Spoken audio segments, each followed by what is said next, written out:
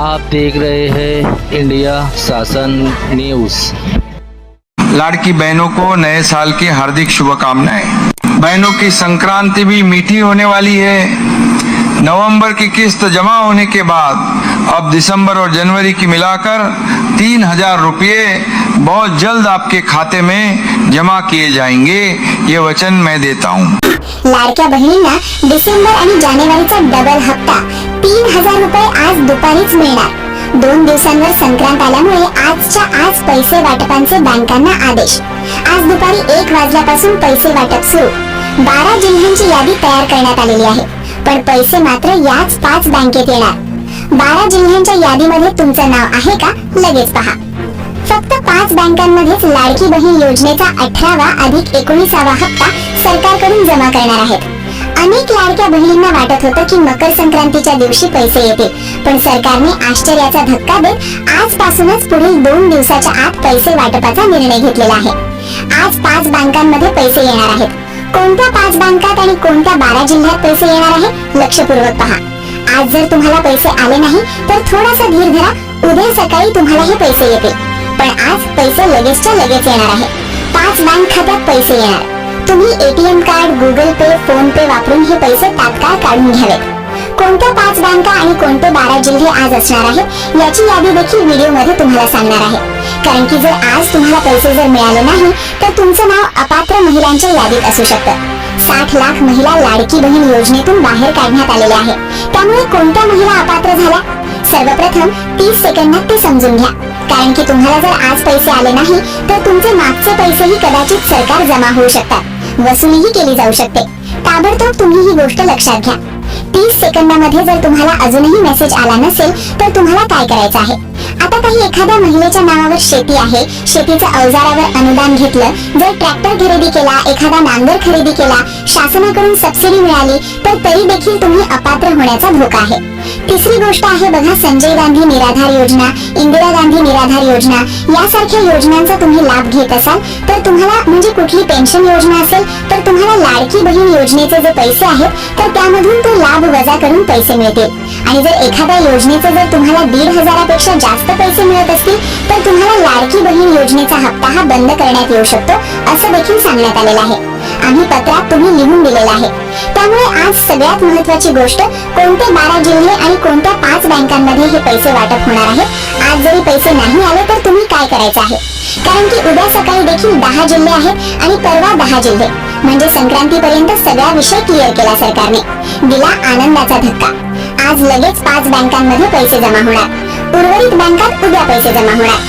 कोणत्या महत्त्वाच्या 5 बँका आहेत ते समजून घेऊयात आणि पैसे कोणत्या 12 जिल्ह्यात येणार। कारण की राज्याचे सर्वात लाडके एकनाथजी शिंदे साहेब आजचे जे उपमुख्यमंत्री आहेत तर त्यांनी देखील सरकारला मागणी केली होती आणि त्यांच्या मागणीला मुख्यमंत्री देवेंद्र फडणवीस, अजितदादा यांनी देखील दुजोरा दिला आणि पैसे वाटपाला सुरुवात केली। तर नक्कीच तुम्ही शिंदे दादांचे जे अभिनंदन करायला पाहिजे, तर धन्यवाद एकनाथ शिंदे भाऊ, कमेंट नक्की करा। छोटीशी विनंती आहे, व्हिडिओ आता संपत आलेला आहे। कोणत्या 12 जिल्ह्यात आणि कोणत्या 5 बँकात पैसे येणार त्याची नावं आम्ही लगेच सांगत आहोत। त्यामुळे व्हिडिओला नक्की लाईक करा, त्याने आम्हाला थोडंसं प्रोत्साहन मिळतं। तुम्ही व्हिडिओला लाईक केलं तर आम्ही समजतो। तर त्या कोणत्या 12 जिल्ह्यांमध्ये 5 बँकात पैसे जमा होणार? लक्षपूर्वक ऐका। आता पहिली बँक आहे बघा, पहिली बँक जी आहे याच्यामध्ये IPPB, India post payment bank. तुम्ही पोस्टाचं खातं उघडलं असेल तर तुमचं हार्दिक हार्दिक अभिनंदन। कारण की लाडकी बहीण योजनाच नव्हे तर प्रत्येक सरकारी योजनेचे पैसे सर्वात प्रथम याच पोस्टाच्या बँकेत जमा होतात। पण पोस्टा पेमेंट बँकेचा एक छोटासा प्रॉब्लेम आहे बघा। आता पहिली बँक झाली, अजून 4 बँका बाकी आहेत। पोस्टाच्या बँकेचा प्रॉब्लेम असा आहे की याचा SMS वेळेवर येत नाही। मग त्यामुळे महिलांना असं वाटतंय की पैसे अजूनही जमा झाले नाही। तर तुम्ही काळजी करू नका। तुम्ही उद्या सकाळी बँक पोस्टामध्ये जा, SMS आला नसेल तर, आणि दुसऱ्या दिवशी जाऊन तुम्ही पोस्टामध्ये चेक करा आणि बॅलन्स जर तुमच्या खात्यावर आला असेल तर लगेच ते पैसे देखील त्या ठिकाणी काढून घ्या। कारण की काय होते, कदाचित हे पैसे मागे वळवले जाऊ शकतात। दुसरी बँक आहे बघा, दुसरी बँक। आता पोस्टात तुमचं खातं आहे का? कमेंट करा। दुसरी बँक आहे बँक ऑफ महाराष्ट्र। महाराष्ट्राची बँक ही बँक अशी आहे की महाराष्ट्राची बँक आहे, त्यामुळे या बँकेत महाराष्ट्रातल्या ज्या योजना आहेत तर त्याच्यावर सर्वात तात्काळ पैसे जमा होतात। तर त्यामुळेच या बँकेची निवड करण्यात आलेली आहे। योजनांची पैसे जमा होतात, मग योजना कोणती असू द्या, लाडकी बहीण असू द्या, नमो शेतकरी योजना असू द्या, संजय गांधी निराधार असू द्या, या सर्व योजनांचे पैसे बँक ऑफ महाराष्ट्र मध्ये लवकर जमा होतात। आता बँकेत तुमचे पैसे जमा झाले, तुम्ही एटीएम कार्डचा वापर करा, गुगल पेचा वापर करा, आपल्या खात्यात पैसे आले का नाही चेक करा, किंवा तुम्ही मिस कॉल मारूनही चेक करू शकता। आता बँक ऑफ महाराष्ट्राचे पैसे कसे चेक करायचे तुम्ही कमेंट करू शकता किंवा इंटरनेट गुगलवर सर्च करू शकता। Bank of Maharashtra balance check number, तो नंबर आला की त्यावर मिस कॉल करून घ्या, तर लगेच हे देखील तुम्ही पैसे काढून घ्या। दुसरा आहे बघा, तिसरी बँक आहे बघा, भारताची सर्वात मोठी बँक भारतीय स्टेट बँक म्हणजे state bank of India SBI सर्वात मोठी बँक आहे। या बँकामध्ये देखील सर्व ग्राहकांचे सगळ्यात जास्त अकाउंट आहेत आणि सरकारी योजनांचे पैसे खूप लवकर जमा होतात। भारतातली सगळ्यात विश्वासार्ह अशी बँक आहे आणि या बँकेची ख्याती मोठी आहे। या बँकेत कधीही कुठलाही घोटाळा त्या ठिकाणी होत नाही, त्यामुळे या बँकेत 18वा + 19वा हप्ता हा लगेच आज संध्याकाळपर्यंत जमा होणार आहे। तर तातडीने तुमच्याकडे एटीएम कार्ड असेल तर एटीएम कार्डने चेक करा, फोन पे गुगल पे हे असेल तर लगेच चेक करून घ्या। चौथी बँक आहे बघा, आता चौथी बँक नंतर पाचवी बँक लगेच। कोणते जिल्हे आहे तातडीने समजून घ्या, कमेंट करा तुमचा जिल्हा याच्यात आलं का। चौथी बँक आहे बघा, bank of India BOI। Bank of India त्याला सरकारी योजनांसाठी खूप महत्व आहे बघा। बँक ऑफ इंडिया मध्ये देखील पैसे आज त्या ठिकाणी जमा होत आहेत। त्याची खात्री पटवण्यासाठी तुम्ही ATM द्वारे बँक बॅलन्स चेक करा किंवा गुगल पे फोन पे असेल किंवा मिस कॉल मारा।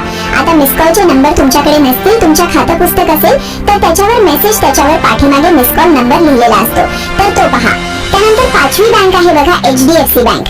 आता HDFC ही तर खासगी बँक आहे, पण सरकारी योजनांमध्ये तिचे योगदान जे आहे ते लक्षणीय आहे। तुमचे खाते HDFC बँकेत असेल तर तुम्हाला देखील पैसे मिळणार आहेत। आता याच 5 बँकांव्यतिरिक्त दुसऱ्याही काही अशा बँका असतात की ज्यांच्यामध्येही पैसे येतात, पण कदाचित मग जर आज पैसे आले नाहीत तुम्हाला तर तुम्ही काय करायचे।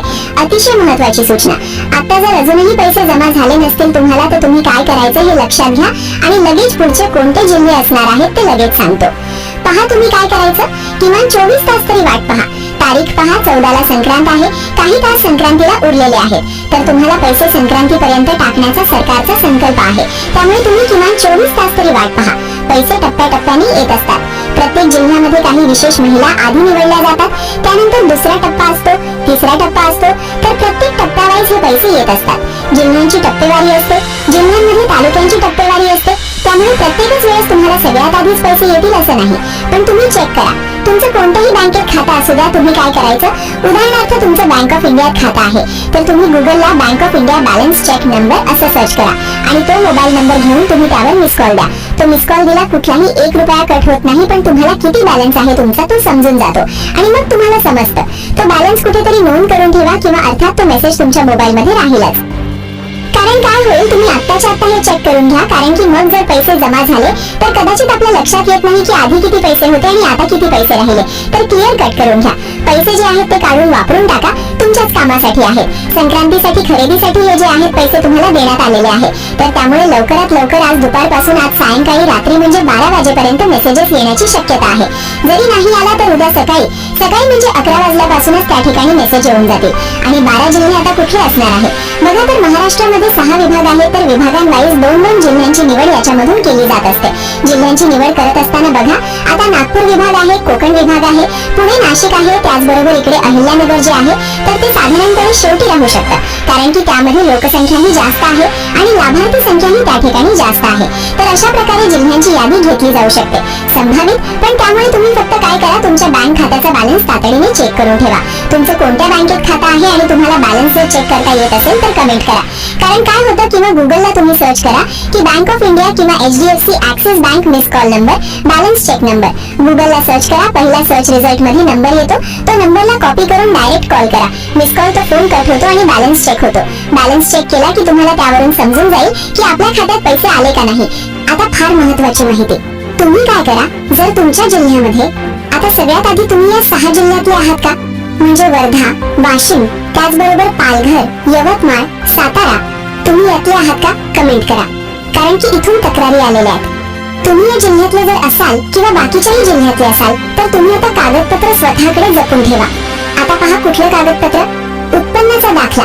आता पूर्वी कसं होतं की फॉर्म भरायच्या वेळेस सरकारने एक निर्णय घेतला होता, कागदपत्र काढण्यासाठी गर्दी होऊ नये म्हणून फक्त रेशन कार्ड असलं तरी चालेल, पण आता काय करा, तुम्ही तुमचा 2.5 लाखाच्या आतला उत्पन्नाचा दाखला काढून घ्या।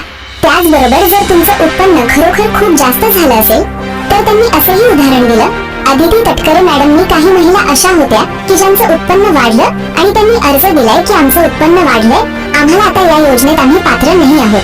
तर तुम्ही तशा पद्धतीचा अर्जही देऊ शकता की आमची योजना बंद करा. कारण की स्वतःहून आपण त्या ठिकाणी हे केलं पाहिजे. आणि ज्या गरजू महिला आहेत तर त्यांनीच लाभ घ्यावा असं देखील सरकार म्हटलेलं आहे. त्याचबरोबर डॉक्युमेंट्स आपल्याकडे क्लिअर करा. त्यानंतर तुमचं जे आधार कार्डवरचं नाव आहे, बँक खात्याच्या पुस्तकावरचं नाव आहे, ते एकदा क्रॉस चेक करा. ते देखील एक असणं खूप गरजेचं आहे. स्पेलिंग मध्ये मिस्टेक नको. बऱ्याच वेळा काय होतं, महिलांचं माहेरचं नाव आधार कार्डवर आहे आणि बँक खाते पुस्तकावर इकडलं सासरकडलं नाव आहे. तर हे अशा प्रकारे व्हायला नको. किंवा एक जरी नाव असलं तरी स्पेलिंग मध्ये काहीतरी मिस्टेक आहे, तर मग अशा प्रकारच्या ज्या करेक्शन्स आहेत तर त्या करून घ्या. आधार कार्ड बँक खाते लिंक करून घ्या. उत्पन्नाचा दाखला आपल्याकडे जपून ठेवा. कारण काय होईल, पडताळणी जर झाली आणि कुठली कारवाई जर करण्याचा विषय तयार झाला तर कदाचित तुम्हाला ही कागदपत्र मागितली जाऊ शकतात. आणि मग कागदपत्र जर तुम्ही व्यवस्थित जमा केली तर कदाचित तुमची ही योजना पुढे कंटिन्यू राहू शकते. तर अशाच माहितीपूर्ण व्हिडिओसाठी चॅनलला सबस्क्राईब करा. जास्तीत जास्त माता बहिणींना व्हिडिओ शेअर करायला विसरू नका. धन्यवाद.